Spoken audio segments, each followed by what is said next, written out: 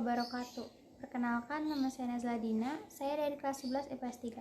Di sini saya akan mempresentasikan tentang dampak kependudukan Jepang di Indonesia. Jepang mulai datang ke tanah air tepat pada tanggal 11 Januari 1942 sampai tanggal 15 Agustus 1945. Yang pertama, dampaknya di bidang sosial. Mulanya berkembang tradisi kerja bakti massal melalui Kinohiroshi. Muncullah sikap persatuan dan kesatuan bangsa Indonesia untuk mengusir penjajahan di Indonesia. Bangsa Indonesia mengalami berbagai pembaharuan akibat didikan Jepang. Pembentukan sastra masyarakat hingga tingkat paling akhir bawah yaitu tanarigami atau rukun tetangga. Adanya praktik perbudakan wanita. Kegiatan Romusa yang menyengsarakan dan memiskinkan rakyat. Terjadinya kondisi yang parah dan maraknya tindak kriminal seperti perampokan, pemerkosaan, dan lain-lain. Yang kedua, ada di bidang politik. Jepang melarang masyarakat Indonesia untuk berkumpul atau bermusyawarah. Terdapat tokoh-tokoh nasional yang menduduki jabatan di pemerintahan Jepang. Masyarakat Indonesia dimanfaat simpatinya untuk membantu mereka. Dibentuknya Badan Persiapan Kemerdekaan Indonesia, yaitu BPUPKI dan BPKI. Dengan kemunculan Badan Persiapan ini, muncullah ide Pancasila.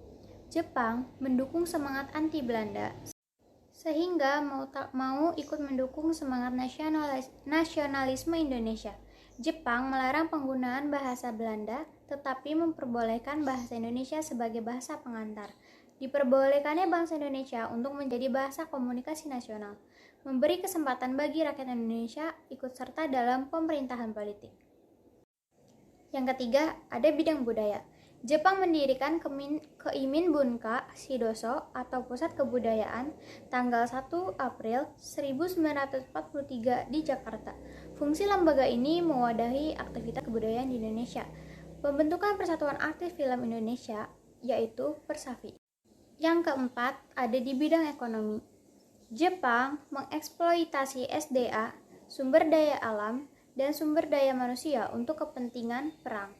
Jepang mengambil secara paksa makanan, pakaian, dan juga pembekalan lainnya dari rakyat Indonesia tanpa kompensasi. Terjadinya inflasi dan krisis ekonomi yang sangat menyengsarakan rakyat Indonesia. Penerapan sanksi yang berat oleh Jepang dengan menerapkan sistem ekonomi secara ketat, menerapkan sistem ekonomi perang dan sistem aurki. Yang kelima, ada bidang pendidikan. Dalam pendidikan diperkenalkannya sistem Nippon sentris dan diperkenalkan kegiatan upacara dalam sekolah.